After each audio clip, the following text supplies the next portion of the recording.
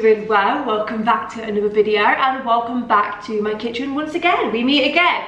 So today, as you can probably see from the title already, I am bringing you another baking video. But today, I'm bringing you a little bit of a different baking video because we're going to be baking, but it's going to be guilt-free, guys. You know, there's not going to be any laying around, rubbing the belly and feeling guilty after, because I've come up with a video where I'm going to be showing you today 3 healthier options of baking. I feel like at the moment, I mean, I may just be speaking for myself, but all I am thinking about is food. Honestly, it is all that goes through my mind during my days at the moment. What's for lunch? What's for dinner? What is for pudding? Or what can I eat as a snack? Or I've got a craving, what can I bake?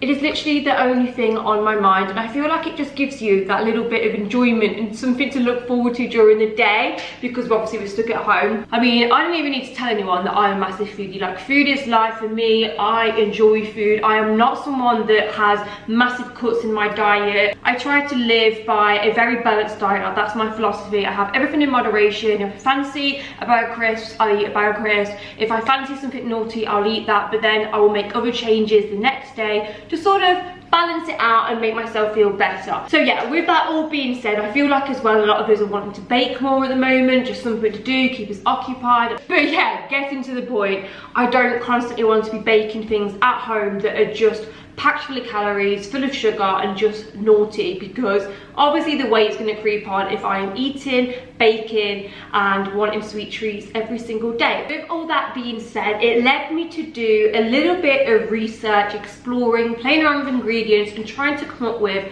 3 sweet treats that are low in calories, low in fat and just overall healthier and better for you, and things that you can make and, you know, it's not going to be heavy in calories. Because some things, guys, like muffins and cookies, they can be like 450, 500 calories per one. Like, they can be excessive. So most of these are around about like 150 calories per one. For example, one's 139. I tried to make everything sort of low calorie and healthier and guilt-free. That is the main thing. You want to see 3 sweet treat ideas for when you have that sugar craving and you just need something to satisfy that, then please continue watching.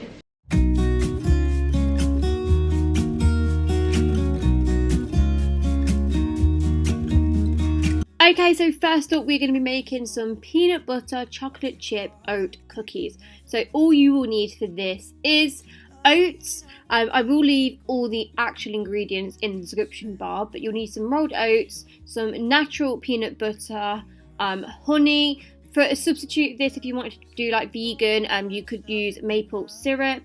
I'm then just taking some vanilla extract, a little bit of sea salt, and then 1 egg. Again, for vegan options, I would just have a look at what you could substitute the egg for. I'm pretty sure there are things you can substitute for. And I'm also taking a little bit of baking powder. I'm then just going to put that in my mixer and just mix it all together.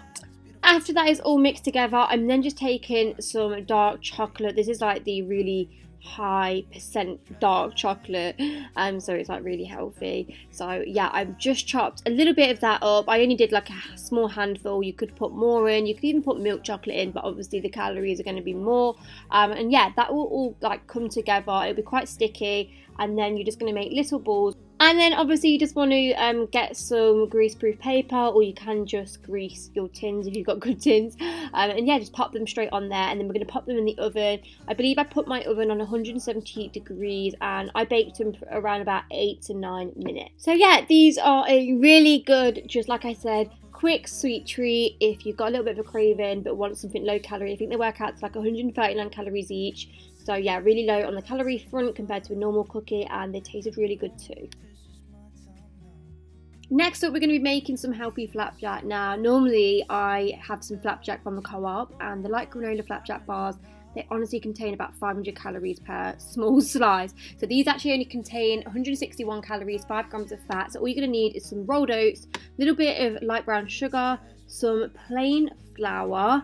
Then I'm just taking some wheat germ and some cinnamon. I didn't actually have any wheat germ, so if you do just have Weetabix, you can just blend that in a blender and use that instead, which is what I did. And then I'm just taking some seeds, nuts, and dried fruit. So you can put anything in of your choice. I just had a little variety of like sunflower pumpkin, I think it was some cranberries, and some raisins. Then you're just going to add 1 egg and some oil and some honey. Beautiful stars, I wanna take a trip to Mars. Nothing can break me, nothing can break me. I then just pop that onto a tray. It'll be like all stuck together once you've mixed it, and then you're just gonna press it into your tray, pop it in the oven on 170 degrees. I think I put mine in for about 20 minutes, just keep an eye on it.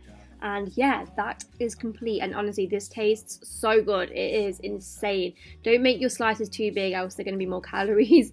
Yeah, keep your slices quite thin.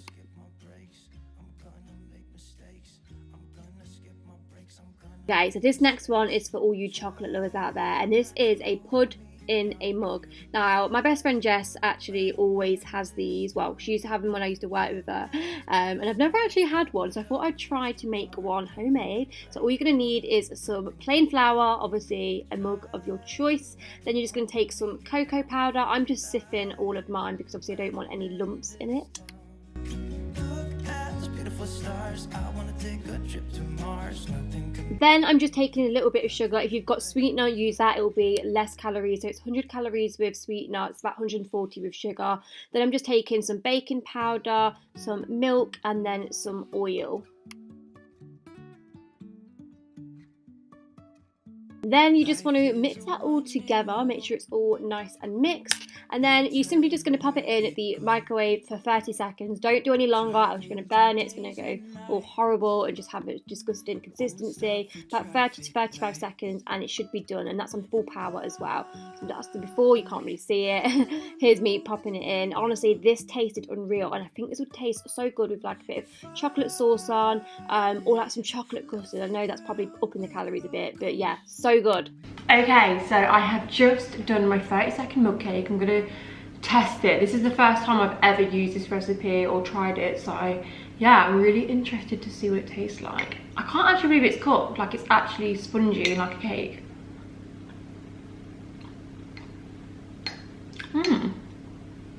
It's actually really good, guys. You don't want to cook it for too long, so I literally just did 30 seconds. And it's still a little bit gooey inside, but I like that because I didn't want it to be, if you cook it for too long, apparently it goes really rubbery and just overcooked.